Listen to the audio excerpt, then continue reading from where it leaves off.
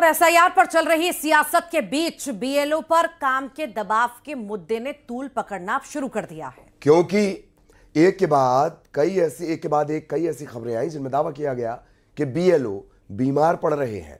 UP के बरेली में तो बीएलओ की मौत ही हो गई।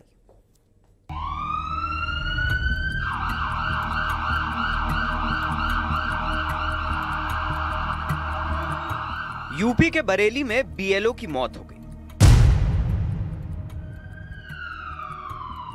मध्य प्रदेश के बैतूल और दमोह में काम के दौरान बीएलओ को हार्ट अटैक आ गया। देश के अलग अलग हिस्सों में जारी एसआईआर के बीच आई इन खबरों ने ध्यान इसलिए खींचा क्योंकि दावा किया गया कि एसआईआर प्रक्रिया में जुटे बीएलओ पर काम का दबाव बढ़ता जा रहा है और इसी दबाव की वजह से कहीं बीएलओ को हार्ट अटैक आ गया तो कहीं उनकी जान चली गई। प्राथमिक विद्यालय परदोली में बीएलओ कार्य कर रहे थे और कार्य करते करते ही गिर गए और उसके अचानक में डेथ हो गई उनकी।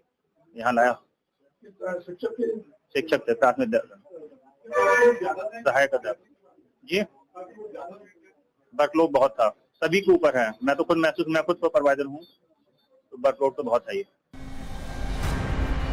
बरेली में बीएलओ की जान गई तो मध्य प्रदेश के दमोह और बैतूल में बीएलओ को हार्ट अटैक आ गया।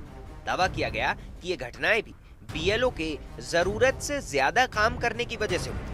जयपुर में जॉब करते जो गवर्नमेंट के जो आया है जनगणना वाला, तो उनमें इनकी ड्यूटी लगी है, तो उस दौरान मतलब बहुत प्रेशर आया, उनके कारण को अभी हार्ट अटैक आ चुका है। अभी क्या स्थिति है? अभी ठीक है, अभी एम्स भर्ती करने का बोला है। भारतीय लोकतंत्र का आधार मतदाता सूची होती है और इस सूची को सही रखने का काम करते हैं बूथ लेवल ऑफिसर। इस समय देश के अलग अलग हिस्सों में बीएलओ यही काम कर रहे हैं, लेकिन उन्हें ये काम अपनी नौकरी के साथ करना पड़ रहा है और इसलिए कहा जा रहा है कि बीएलओ पर काम का दबाव है। एसआईआर का विरोध करने वाली पार्टियां तो ये मुद्दा जोर शोर से उठा रही हैं। ममता बनर्जी ने तो खुलकर आरोप लगाया कि देश भर में बीएलओ पर दबाव बनाया जा रहा है, इसलिए उनकी मौतें हो रही हैं। बारे में हम कुछ नहीं बोल सकते हैं। परिवार ने जो बता दिया हमारे पास पूरा रिकॉर्ड है। एफआईआर जो हुआ है हमारे पास पूरा रिकॉर्ड है। हर केस में हमारे पास पूरा रिकॉर्ड है। जो सुसाइड किया है, जो ट्रॉमा में मर गया है, जो बहुत सारे आदमी अभी भी सुसाइड कर रहा है। हम तो नहीं चाहते हैं ना। जिंदगी सबसे दामी होता है, कीमत होता है। हम क्यों कह रहे हैं कि गुजरात में जो बीएलओ मर गया उसके लिए कौन जिम्मेदारी है? राजस्थान में जो मर गया तो बीजेपी गवर्नमेंट है। मध्य प्रदेश में जो मर गया, क्या जरूरत था इतना जल्दी इसको ऐसा करना? अगर हर खुश बैठिया है तो बीजेपी क्या साधु है, संत है? अखिलेश यादव ने भी इस मुद्दे पर ममता बनर्जी के सुर में सुर मिला दिया। यानी विपक्ष बीएलओ की मौत और उनकी तबीयत बिगड़ने के मुद्दे को सीधा सीधा उनके काम से जोड़ रहा है, जिस पर बीजेपी ने विपक्ष को खरी खरी सुना दी। जो आपके माध्यम से जानकारी मिली गई, इलेक्शन कमीशन तो बता नहीं रहा, ना सरकार बता रही है। बड़े पैमाने पर बीएलओ की जान गई है और मजबूरी में मुझे बीएलओ के पक्ष में भी पत्र लिखना पड़ा, जानकारी देनी पड़ेगी किस मेंटल प्रेशर में वो काम कर रहे हैं और सरकार का दबाव है कि वो कैटेगरी में सबके जल्दी फॉर्म भर दो। देखिए, सारे कार्य किए जा रहे हैं, बीएलओ के साथ साथ पार्टियों के भी बीएलए हैं, मगर मैं एक बात अवश्य कहना चाहूंगा। जब विपक्षी दल आज ये आरोप लगा रहे हैं, याद करिए केवल 2 साल पहले तो कहते थे ईवीएम हैक्ड है और बटन कौनो दबा दो ईवीएम में वोट भाजपा चला जाता है। आज उन्होंने ईवीएम का मुद्दा छोड़ दिया और मतदाता सूची के मुद्दे पे आ गए। इसका मतलब अब उन्होंने मान लिया कि ईवीएम हैक होने का आरोप झूठा था और आप आश्वस्त रहिए कि आगे वो इस चीज को भी झूठा मान लेंगे। और मैं एक बिंदु और कहना चाहता हूं, ये एक सोची समझी खतरनाक साजिश का हिस्सा है कि भारत की हर व्यवस्था के बारे में भ्रम पैदा करना। मतलब एसआईआर पर चढ़े सियासी रंग के बीच बीएलओ पर बढ़ते काम के दबाव के मुद्दे ने भी तूल पकड़ लिया, क्योंकि एक के बाद एक कई ऐसी खबरें सामने आई जिनमें बीएलओ के तनाव और दबाव में होने का दावा किया गया।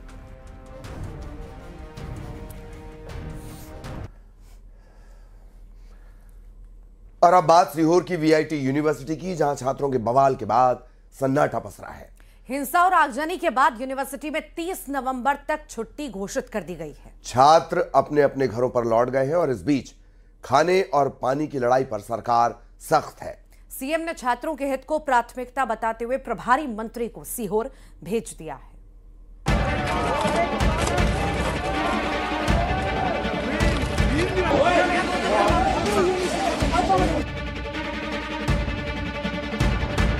खराब खाने और दूषित पानी को लेकर सीहोर की वीआईटी यूनिवर्सिटी में हुए बवाल के बाद अब कैंपस में खामोशी है। यूनिवर्सिटी में सन्नाटा पसरा हुआ है। 8 दिसंबर तक यूनिवर्सिटी की छुट्टी घोषित होने के बाद करीब 70% छात्र अपने अपने घर लौट गए हैं। यूनिवर्सिटी में सिर्फ वही छात्र बचे हैं जिनके पास जाने का साधन नहीं है। यूनिवर्सिटी प्रबंधन ने पूरे मामले पर चुप्पी साध ली है, लेकिन पुलिस और प्रशासन के अधिकारियों ने इस पूरे मामले पर खुलकर बात की और न्यूज 18 के जरिए अभिभावकों को संदेश भी दिया। वो लगभग काफी बड़ी संख्या में जा चुके हैं। कुछ ही छात्र इस कॉलेज के अंदर बचे हैं। पूरे कॉलेज में सन्नाटा पसंद दिखाई दे रहा है। प्रशासन के अधिकारी यहाँ पर मौजूद है, आइए उनसे जानते हैं। सर क्या स्थिति सर आज वर्तमान की स्थिति में? जैसे कि छुट्टी घोषित कर दी गई थी, तो अभी बहुत कम बच्चे बचे हुए हैं। जो भी बच्चे थे वो जा चुके हैं और अब जो परिसर है अंदर शांति है और पुलिस बल तैनात है। एसडीएम साहब भी सर, एसडीएम साहब अब क्या संज्ञान लेगा प्रशासन इस मामले में छात्रों के आरोप के बाद? इसमें हमारी तरफ से ये अब करेक्टिव मेजर्स लिए जाएंगे कि जो पानी और खाने की समस्या है फ्रीक्वेंट हम लोग यहाँ पर सैंपलिंग कराते रहें, ताकि अगली बार ऐसी घटनाएं ना हो। और यहाँ पर ग्रीवेंस रिडक्शन सिस्टम नहीं था, बच्चे अपनी शिकायतें प्रॉपर नहीं कर पाते थे। इस वजह से कल इतना सब कुछ हुआ और प्रबंधन द्वारा उनके जो मारपिटाई हुई थी उसके बाद में भी चीज़ें बिगड़ी थी।